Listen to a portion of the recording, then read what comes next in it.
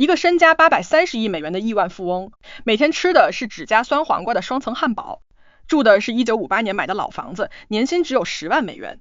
这不是段子，这是真实的沃伦·巴菲特。在周日清晨的专访中，巴菲特说自己长寿的秘诀就是像6岁小孩一样吃饭，而真正让他快乐的是做热爱的事。他把投资比作棒球，只等正中间慢一点的好球才挥棒，哪怕全场都在催他。他从7岁起卖可乐送报纸，后来读了一本书《聪明的投资者》，从此认定买股票就是买公司，选对人，付好价，长期持有。他没有智能手机，不追即时消息，一笔投资可能观察好多年。妻子苏倩改变了他，让他从赚钱机器变成慈善家。苏倩去世后，他决定捐出全部财富，已向盖茨基金会承诺31亿美元。他住老房子，唯一的奢侈是私人飞机。他说，真正的富有不是账户数字，而是有多少人真心爱你。他希望墓碑上只写2个字：老师。 It's Sunday morning on CBS. Here again is Jane Pauley. If anyone is a legend of modern commerce, it's almost certainly billionaire Warren Buffett. So what's he really like? Well, for one thing, as I found out, he likes fast food. Fine dining in Omaha. This is it. If you should be lucky enough to be invited to lunch Double hamburger with just pickle. by billionaire investor Warren Buffett, A double hamburger with pickle? Just pickle. That's so...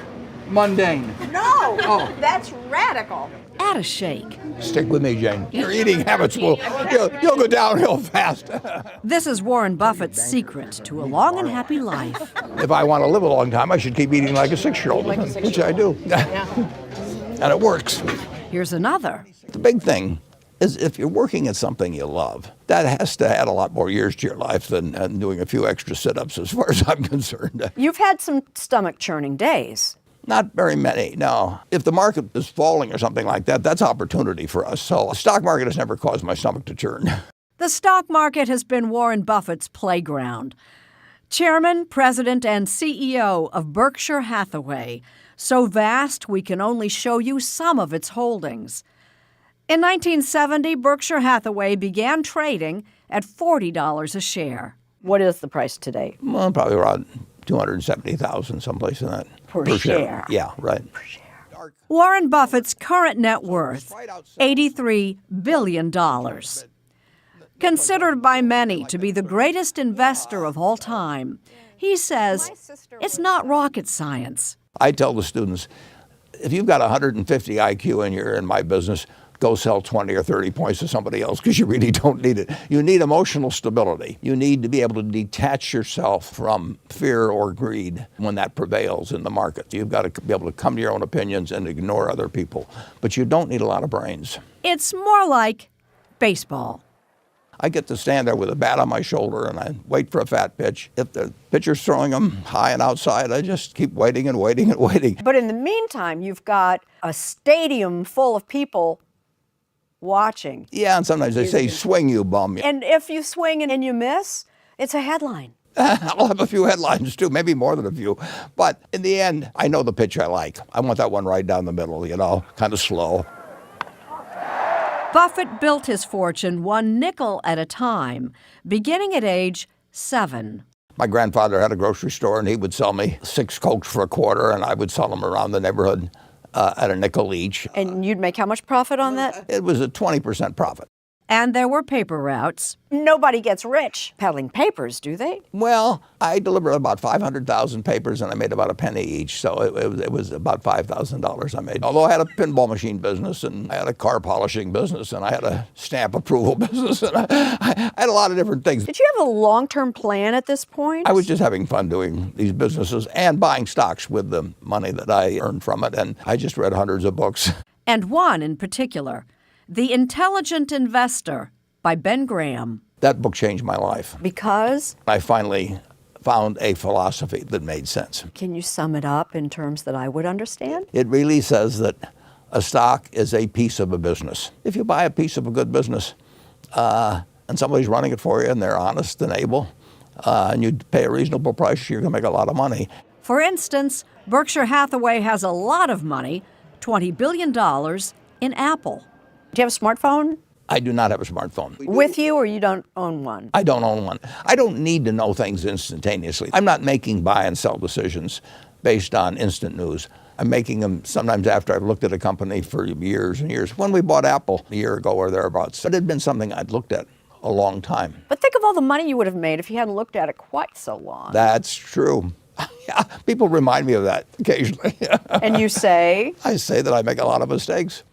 An optimist, even in turbulent times, the Oracle of Omaha says never sell America short. The country has 75 million homes owned by homeowners. It has 260 million vehicles. It has great interstate highway. It has great universities. It has a superb, medical center where we are here today.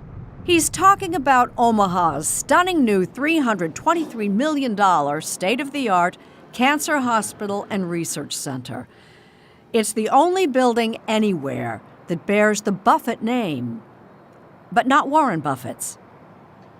It's called the Fred and Pamela Buffett Cancer Center. Pamela Buffett was lead donor. I'm just the luckiest girl in the world to be able to do all what we do. 60 years ago, Warren Buffett and his wife, Susie, hired a 12-year-old babysitter, Pamela Bartling. And if you could have seen him, like 24 now, they had khakis and a T-shirt, and that was about it. And I worked in a little room off the bedroom, a little sewing room. What did the Buffetts pay you? Well, I think they were very generous. No, what did they pay you? 50 cents an hour? Oh, probably 25. If my wife paid her, she probably got paid more than if I'd paid her. True. A few years later, Warren saw a merger opportunity and called his cousin Fred. Have I got a girl for you? And they took it from there. And Fred was a savvy investor, too. He made a small investment in this partnership I ran back in the 1960s. Berkshire came out of that. Fred held on to the stock. Well, that's an understatement.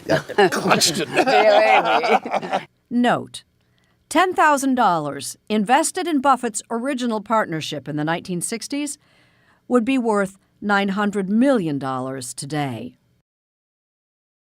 Fred and Pamela Buffett built a fortune of their own until misfortune struck.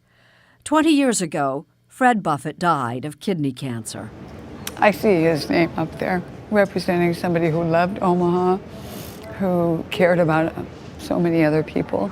Warren's wife, Susie, a social activist, was Pamela's inspiration. Susie Buffett had a profound impact on my life. She believed in mankind. You're saying she opened your eyes and opened your heart. I think she opened my heart first, and then she opened my eyes. After Susie Buffett died in 2004, Warren decided to give away his entire fortune. Susie made a humanitarian out of you. Well, she changed me in a lot of ways. He's already pledged $31 billion to the Bill and Melinda Gates Foundation. Still a genius at making money. Spending it is another thing. He lives in the house he bought in 1958. You're living in a starter house? Yeah, I'm living in a starter house, and it's a happy house. A private jet is his only indulgence. He says he'd like to be buried with it.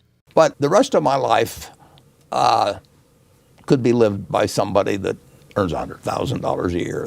Which happens to be his salary for running Berkshire Hathaway. You get a salary of what? $100,000 a year. That's what you're paid? Yeah. The board of directors thinks that you're worth $100,000 a year? Well, I don't ask them, actually.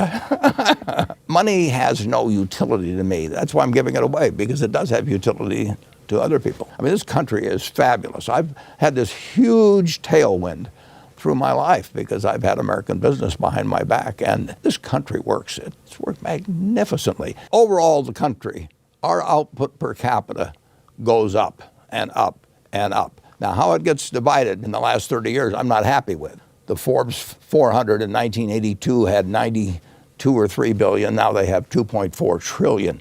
So they've got 25 times what they had. The 400 really rich people. The trickle down has not worked very well. And it's gushed upward, basically, instead. To the extent that people think our tax rates make us non-competitive in the world, I think they're wrong. What about the argument that you cut corporate taxes, you make it easier to do business, you will grow the economy? American business has done sensationally in recent years. Their awash generally in cash. Debt is cheap. Conditions are terrific for American business, and the country is going to do fine over time. The goal should be to make sure that every one of our 325 million people do reasonably well. In American history, few have done as well as Warren Buffett, who made the decision to get rich at the age of 21. He exceeded his own dreams. But at 87, he's redefined the meaning of rich. If you really want to measure how rich you are, it's how many people love you. Really, whether the people you care about loving you love you. See, a great teacher, because that is so true. And that is what I learned as a young person from being around them. Teacher. He'd like that inscribed on his gravestone. I'm not in a hurry to do it, but Tell me, what does it say on that gravestone? well, I'd like it to say, here lies the oldest man that ever lived, actually. But teacher will do fine.